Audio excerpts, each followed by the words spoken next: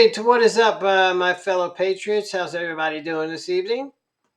Figured I'd pop on here today and make a video about Green New Deal nonsense. Alexandria Ocasio-Cortez says the world's going to end in 12 years unless we stop using fossil fuels altogether, and all this nonsense. And it's Joe Biden's agenda to make $10 a gallon gas. You got that Pete Buttigieg, mayor, saying that the more the gas prices are up, the more pain and suffering on America, the better it is for people with electric cars. So how nice, huh? So basically, just if you don't got 60 grand to go buy an electric car, go fuck yourself, and just pay $10 a gallon of gas. Anyway, they've tried this in certain spots, and the latest one, if you might have heard about that, is Sri Lanka. Sri Lanka is a Democrat Socialist Republic. Did you see anytime that word socialist is in there? That means that the whole place is all fucked up. Anyway, they have a population of about 22 million people. They date back over 3,000 years. And they're ranked number 72 on the development index. So what happened was, first of all, they started borrowing all kinds of money from China. So they're heavily indebted to China. Bad move there. Then they tried to implement their Green New Deal strategies, right? And their Green New Deal strategies, basically what that was is they're getting rid of as many fossil fuels as possible. They're trying to install wind turbines and things of this. So people there can't get power. There's no gas over there, right? And then they took it one step further. What they did was they banned fertilizer because it's bad for the environment, they say. Now they can't grow food and people are starving to death. The inflation is at something crazy like 500%. That means all their national currency is absolutely worthless, just like what happened in Venezuela when they tried that. You basically need a shopping cart full of money to go down and buy a roll of toilet paper. So the Green New Deal don't work so well. Nothing wrong with working on it, but you don't stop fossil fuels in replace of it before it is viable. So anyway, what's going on since they did this? Well, let's check it out. They're all being blamed now for allowing this crisis to grow. Sri Lanka's economy is suffering shortages of food and fuel. The currency has lost nearly half its value on the financial markets. Our South Asia correspondent Rajini Vajanathan, camera journalist Jack Garland and producer Scarlett Barter have spent the day among the crowds outside the Prime Minister's office in Colombo. Their target heavily guarded.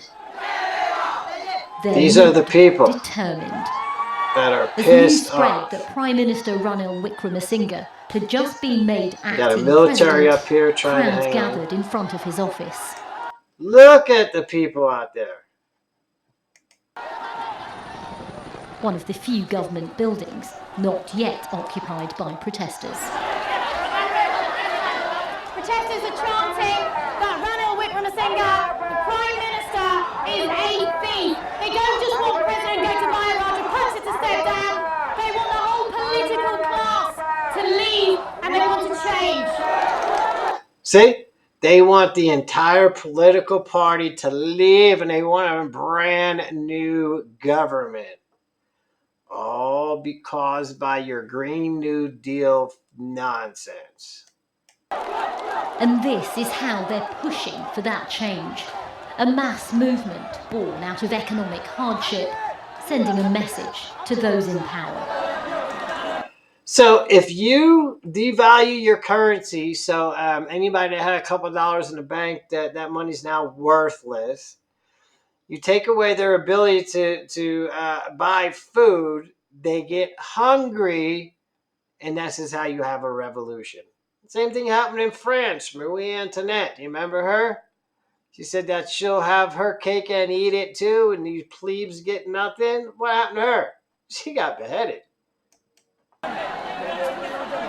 We don't want violence and we don't want to hit or something to that prime minister who trying to be a president right now. We only want, please resign. So look at it. It looks like the 2020 Summer But of it Love didn't with take Black long Lives for Matter. security forces to use tear gas and water cannons.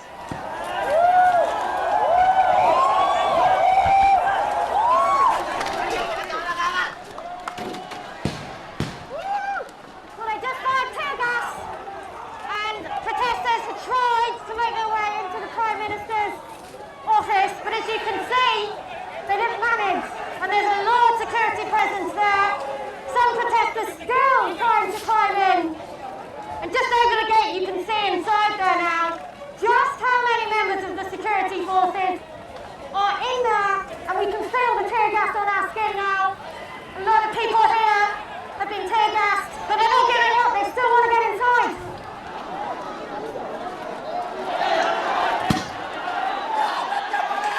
So bottom line is this country is gone. The people are revolting. The government has been ousted, and hopefully they can recover and get some decent people in there to govern this country. America's on the same path. You keep making gas be $10 an hour. You keep having Pete Buttigieg, whatever his name is, coming out saying he loves high gas prices because that puts pain on Americans to go out and buy electric cars. You keep doing this. You keep causing inflation to go up. You keep causing food shortages. And guess what? This will happen here in America too. So you better rethink your whole Green New Deal policy over here, people. Because if you don't, you know what's going to happen? Same thing that happened here, where you're going to get a real insurrection. Not that January 6th nonsense, where a bunch of grandma MAGA mimas were let in by the police and then charged with criminal trespass and locked up for 2 years. Not one person had a weapon. Tell me one time in history that a government was overthrown without a weapon, without one single gun. Yeah, such nonsense. But you want to see a real insurrection storming of a Capitol building? Well, there you go. There's your presidential palace. Like the Capitol building, I guess. Got the people inside. Look at them. Now that's a storming of a Capitol building. That's an insurrection.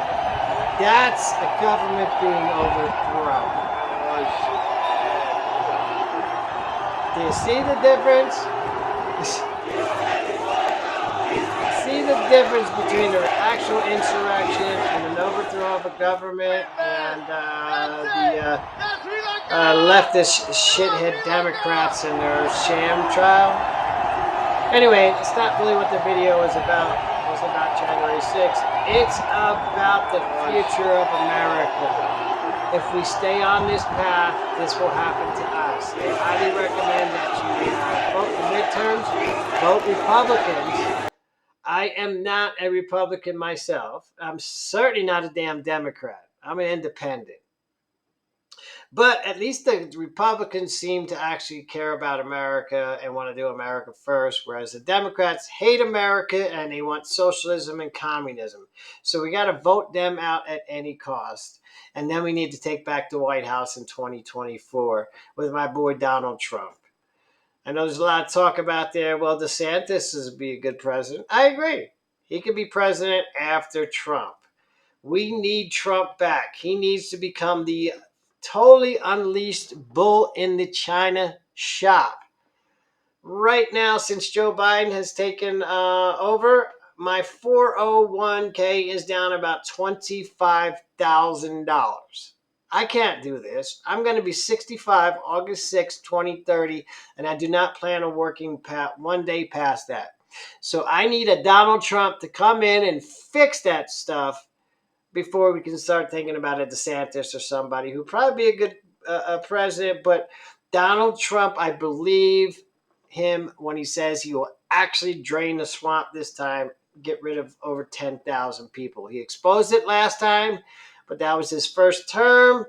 Everybody fought against him, Republicans and Democrats alike, and then he had to think about being reelected. Well, guess what? This time, lame duck. Doesn't have to worry about getting reelected, and he can just go full ultra MAGA and fix our country. Get me some of my retirement money back so I can have a few good golden years here in the country I love so much. Anyway, I hope you liked my video. Tell me if you agree. Am I wrong? Am I right? Leave me comments. Please subscribe to my channel, and please share my videos. Until then, next time, peace.